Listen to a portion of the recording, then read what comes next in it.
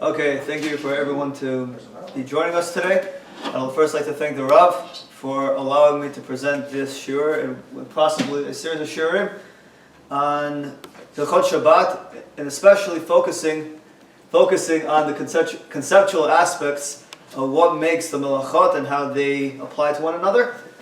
And there's a lot to discuss, and when going through the 39 melachot, the most obvious choice is always to start with the very first, which would be the melacha of cholesh, the one that describes plowing. However, we're going to be discussing trapping, and there's a number of things that we didn't talk beforehand, and how we're supposed to relate to what the melacha describes itself as. The first thing is we want to know is just a general approach is whenever we have the 39 melachot, something we discussed already yesterday. The 39 melachot, where are they learned from? Question is, are they learned from the construction of the Mishkan itself, the binyan of Mishkan, or is it rather through the avodah of the Mishkan, the daily sacrifices that are happening every single day, the tamid offerings, the musaf offerings, personal offerings? So this becomes a very big machloket amongst both the Geonim and the Rishonim. Most famously, it's a machloket between Rashi and Rav Hai Gaon. So it's really the Geonim and the Rishonim. Rav Hai Gaon representing the Geonim, Rashi representing the Rishonim. What exactly is the machloket based on? So now, the Gemara lists the 39 melachot. One of the ones that lists talks about bishul, cooking, talks about the preparation of the spices. So Rashi notes on this and shows that because the Gemara speaks about cooking and its association with the preparation of spices, it must be what? That the melachot, they learned from the construction of the Mishkan. Because were spices used for the sacrifices themselves? And the answer is clearly not. It was not used for it. Rav Hai Gaon, however, has different chidush. It's broken down by Sefer Iglei Tal, and says that in fact all the melachot were learned from the sacrifices that happened on a daily basis. And he says that the first 11 melachot, they have to deal with the proper process that happened every day with cooking. It had to do with the daily tamid offerings. So from here we find that the conceptual difference between Rashi and Rav Hai Gaon is that Rashi takes the approach that it has to be done specifically through the construction of the Mishkan. It's the Rav Hai Gaon who holds that it has to be with the building of the sacrifice of the Mishkan itself. So let's write that down.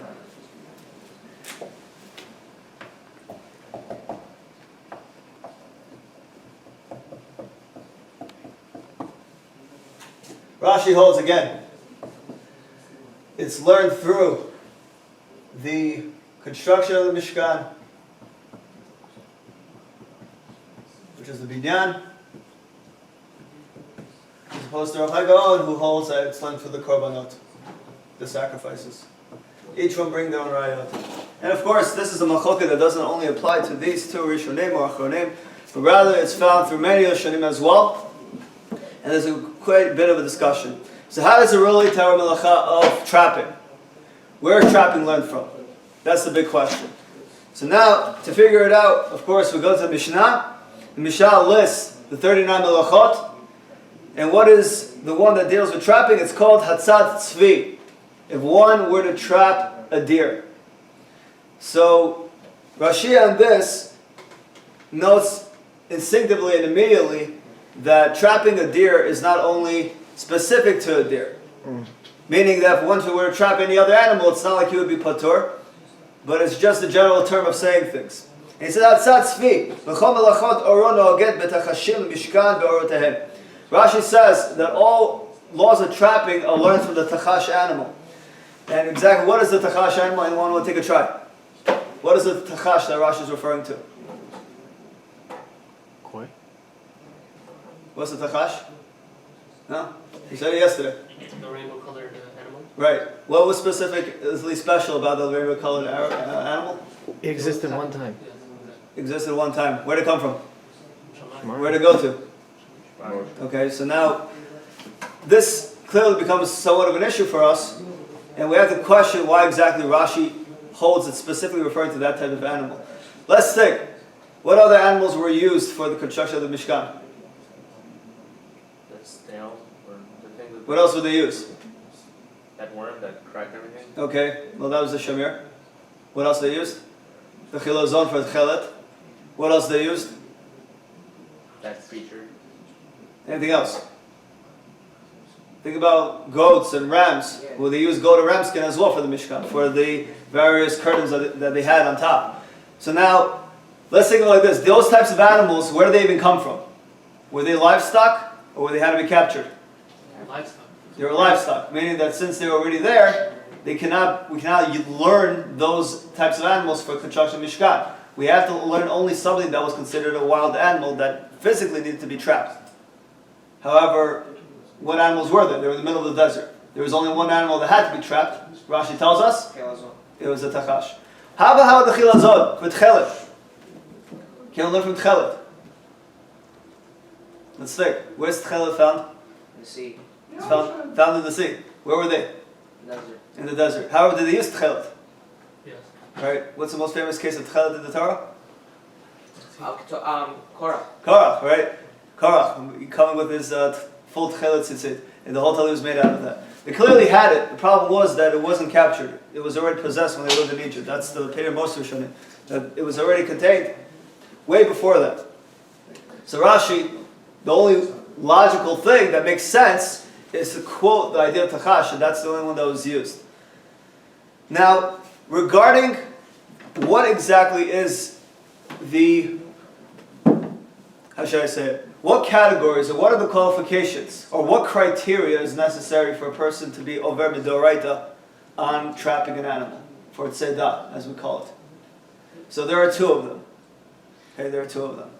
The first one is based on a Gemara also, it's in the second Shabbat, Daf Kuvav Amud Bet. It says the following: Tanu Rabbanan, rabbis taught in a Braita, Hatzad Chagivin, Gezin Tzarin V'Tushim B'Shabbat Chayav. Divrei Rabbi Meir. Rabbi Meir holds the following: if a person were to trap any animal, whether it's used or not used, it could be flies and fleas and anything that's completely useless, Rabbi Meir holds that it is asur mid'oraita to trap them. This isn't unanimous. There are those who disagree. And it says the following: Chachamim argue and say the following: Kol she'mino nitzud chayav, kol she'en nitzud patur.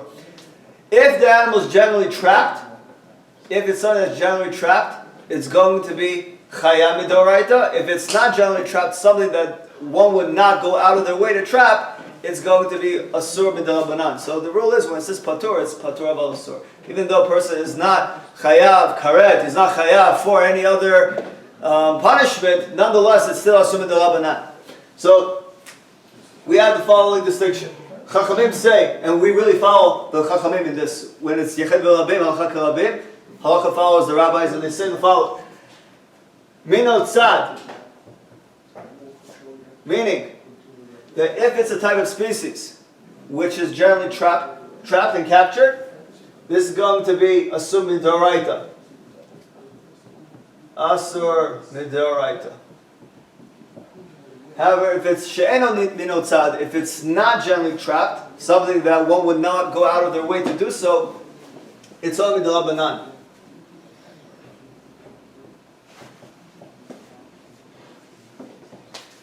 So it's patur aval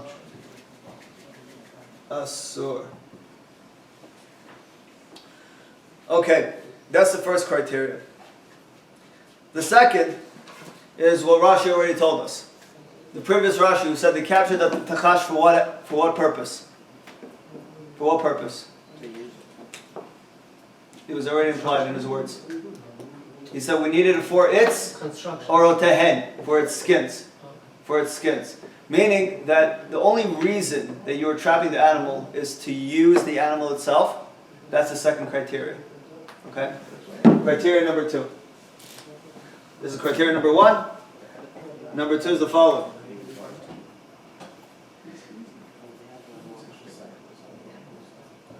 Needs to be used. Josh, how did they bring the tachal with them if you need the water to live? Say that again? How did they bring the tachal with them if you need the water to live? No, the tchelet, the tchelet diet is found within the whatever animal it is. I mean, people assume today, there's a great idea today that the tchelet has been found think it was called like a murex, as a snail that they found in somewhere like Tiberias. So as long as once it's dead, they take it out, whatever organ is inside, and they're able to like extract from it. That's a process that's not for now. It needs to be used for itself, meaning that if you're going to be using an animal, for any other, for its own purpose, that's when a person has violated the melacha of trapping. However, if it's in a situation where a person is trapping the animal for anything else besides it, for instance, if one were to escape from the animal or to capture it so it's not going to cause further harm, or for whatever other reason may be, that is not considered to be for its own purpose. Okay? Mm-hmm. So Rashi kind of hints us that out by saying that the tachash was used for the skins, and deliberately it's the skins, because if it was for any other reason, it would not be part of the Yisur Midoraita. So again, there's two criteria. It's also Midoraita, or it's Patur completely? Or you? No, Patur means that it's Patur Abal Asur. It's Asur Midorabanan. So you're Patur from Chiyuk, Chatat, or Karet, or Skilat. But there is still an Yisur Midorabanan that exists in that situation. Even when you don't need it? Even when you don't need it. So the general rule that you find a lot, many places of the halacha, is that in order to violate an Yisur Midoraita, you always need two criteria in order to be like liable. Let's think of an instance. Let's say a person is going to be liable for eating chametz on Pesach. Situation. What two criteria is needed, for instance? Intention. Not only intention. The measurements. We're talking about the physical act. First of all, you need the measurement, right, which is a kazayit. And what would be the second thing? What's the second thing? The actual Time. time. Achalat hapras. You have to do it within a few minutes or so. 3 minutes, 7 minutes, whatever it is. Let's think of another area of halacha regarding chatzitza.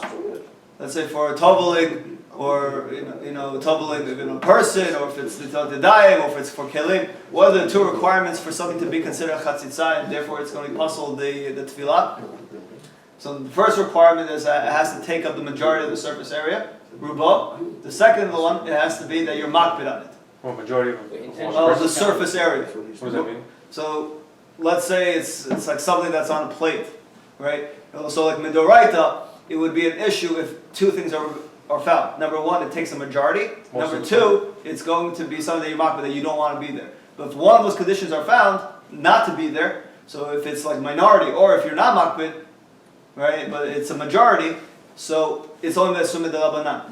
If both conditions are not found, therefore it would not be an issue, right, in that situation. So you find in many times that for someone to violate an Yisur Midoraita, there's two conditions that are necessary, and it happens over and over again. You should try to find it out. Whenever you're going through an area of halacha, that whether it's like a chiyuv or if it's an isur, try to figure out what are the conditions. Most likely, there's always two of them that stand.